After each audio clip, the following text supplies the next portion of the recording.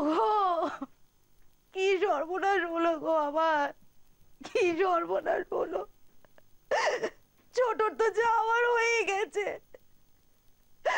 আমার স্বামী পুত্র নিয়ে সংসার, সবকিছু জেনে শুনে ওই বিধবার হাতে কেন যে নোয়া পড়াতে গেলাম ভগবান জানে। তা আমার যেটা নোয়া না জানো, ওই মা দুর্গার পায়ে জোয়ানো নোয়া। কেউ পারবে না, আমাদেরকে আর কেউ বাঁচাতে পারবে না গো। কি যে অনর্থ হলো না, কি যে অনর্থ হলো। আরে তুমি কেন এত ভয় পাচ্ছ আশু? আজকালকার দিনে এসব নিয়ে কেউ মাথা ঘামায়? যত সব কুসংস্কার। ধুর। কি এই কি বললে তুমি? কুসংস্কার?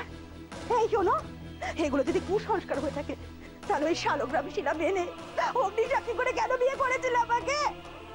পছন্দ হয়েছিল সোজা বাপের বাড়ি থেকে নিয়ে এসে ঘরে তুলতে, তাহলে ঝামেলা মিটে যেত। বরং করে কে দিল কুসংস্কার? না আরে এই কথার উত্তর দাও।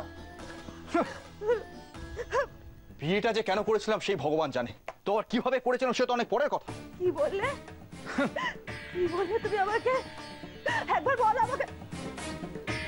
দেখেছো দেখেছো নোয়া পড়ানোর ফল পেতে শুরু করে দিয়েছে, নোয়া পড়ানোর ফল পেতে শুরু করে দিয়েছে। আমি ঠাকুর কি বলছো তুমি?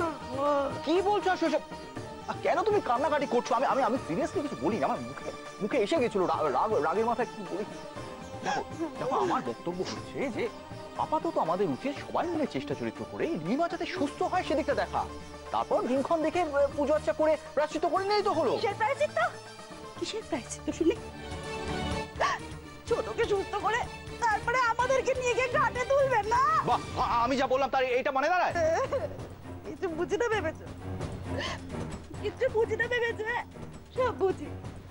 এখন তোমাদের এই একটাই লক্ষ্য, ছোট আর রাজলক্ষ্মী, এদেরকে সুস্থ করে দেওয়া। এই শোনো, এই যে বড়দি অনিমেষ বাবুকে যে রাজলক্ষ্মীর ব্যবসার টাকার কথাটা বলেছিল, কি এমন অন্যায় করেছিল গো? সংসারটা তো আমাদের মেয়েদেরকে চালাতে হয়। না না না না শোনা, বড় বৌদি মোটেও এটা ঠিক কাজ করেনি। আমার সংসারের কি অবস্থা, আমার হাড়ি খবর কেন আমি বাড়ির লোককে বলতে যাবো? হাড়ির খবর রে? বাড়ির লোকেরাই হাড়ি আলাদা করে দিতে না হাড়ির খবর। আমাদের গয়নাগুলো, বাড়িটা, এই বাড়িটাও বাধা আছে। এরকম করে চলতে থাকলে তো আমাদের এই বাড়িতেই বাস করা দায় হয়ে যাবে। আরে তুমি একটু থামবে? দেখো আসো, তুমি যদি মুখ বন্ধ না রাখো আমি এক্ষুনি কিন্তু বাড়ি ছেড়ে চলে যাবো। না, বাড়ি ছেড়ে যেও না। দেখেছো দেখেছো, ওই রাজলক্ষ্মীর জন্য আমাদের স্বামী স্ত্রীর মধ্যে ঝগড়া বেঁধে গেছে গো। বলছো সব? ওই নোয়া পড়ানোর ফল থেকে আমাকে কেউ বাঁচাতে পারবে না গো। কি বলছো সব?